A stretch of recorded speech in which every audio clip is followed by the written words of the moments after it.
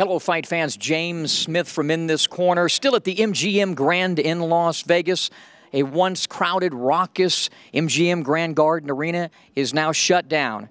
And shut down is exactly what Floyd Money Mayweather did en route to a lopsided 12-round decision over Manny Pacquiao. Floyd improves to 48-0 after the fight. Post-fight reaction. I knew he was going to be tough.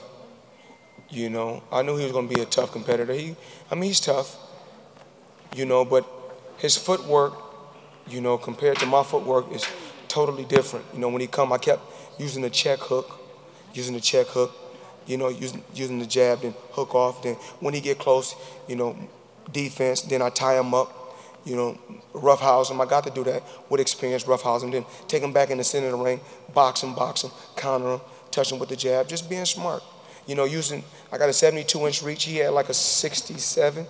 So I got to use, you know, like I said before, it's always about working smarter, not harder. And we believe in, you know, like I said before, taking less punishment as possible. And other fighters got baited into engaging toe-to-toe with Manny, and that's what he wanted. I respect Mayweather. I mean, he's fast. He's a good boxer, and I mean, you know, give the credit to him. He won tonight, so I mean, just prove it. He's a remarkable fighter. He's an unbelievable fighter. But I can't just say that he's the toughest fighter that I face, and I can't say he's the hardest puncher that I face. But I can see why he's where he's at in the sport. To whereas it's just as little moves that he tried to make in the fight, but with me having so much experience boxing so many different styles, I can counter and calculate his moves. It wasn't bothering me the loss right now because I fought a good fight. I did my best, and I think the people they're very happy because even though I hurt my shoulder, I didn't complain in the ring and like that. But you know, it's part of the game. I mean, I don't want to make alibis or complain anything about that. Now you watched the fight, and you've watched many fights before. You see how many punches he throws with the right hand. Did you see him throw one right hook? Right? And the jabs, he threw apparently 190 jabs, they say, and he landed 19. Now, you know, giving Floyd credit for being a great defensive fighter, something's wrong with that if your shoulder and so forth is operating correctly. I knew I had him from round one. I came out there, I filled him out. I wanted to see his certain moves, you know. I want to see his jab, because if he uses jab, I'm going to counter over his jab. If he uses jab, I'm going to slide over and counter him with a right hand, or I can pull over his jab and hit him with a jab. It's just, everything is just calculated moves. I'm 10 steps ahead of any fighter. Even like when he hit me with a real good shot, I took it, I said, just stay right here. You've been here before. You know what it takes. Just wait. He's going to shoot his low, make him miss. And then what I do is go down to his body, slow him up, and when I slow him up with the body shot, look down body, feint him, touch him with the jab.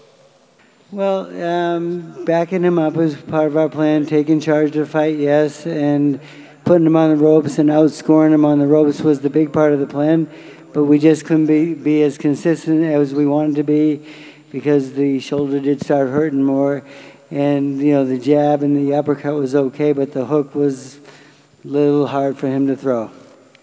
This was another day at work. Just another. I mean, no different from the guy I fought in my third fight. I feel the same way about this fight right here. I mean, you guys was the one that said this guy can beat Floyd, and you go look at the throughout the years, Floyd is scared, Floyd is a coward, Floyd is a chicken. You guys were all those stories. Tomorrow, and all I wanted you guys to do, I made you guys eat your words, and you know I made you guys eat your words. So tomorrow when y'all write them stories, I want y'all to say, the non-believers Floyd Mayweather turned us into believers.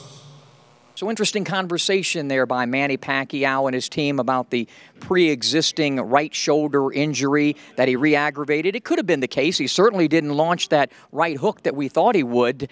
But in the end, Floyd said it best. You know, 20 years of fighting, both of these guys, 38, 36 years of age, everybody is injured. In the end, Floyd was simply too good. And he established that early. What I loved was the way he came out, and it was the lead leg and the jab that set everything up. He completely controlled the landscape early in this fight and went on to win it. 119 to 110 is how I had it. What's next for Floyd Mayweather? Well, he'll be going to try and tie the legendary Rocky Marciano at 49-0. Amir Khan, I think that would be a great matchup for Floyd if that fight can take place, perhaps, you know, in the fall.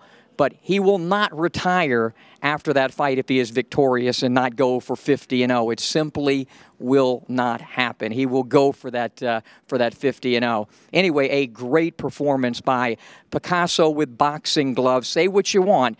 He's a fistic artist, and he wins a 12-round decision over Manny Pacquiao. We waited 6 years and a little bit longer for this one with all the problems they had with the cable and the pay-per-view shutting down or whatever took place. But was it worth the wait? Well, that's up to you boxing fans. The bottom line, Floyd's 48-0. From the MGM Grand in Las Vegas, for In This Corner, I'm James Smith.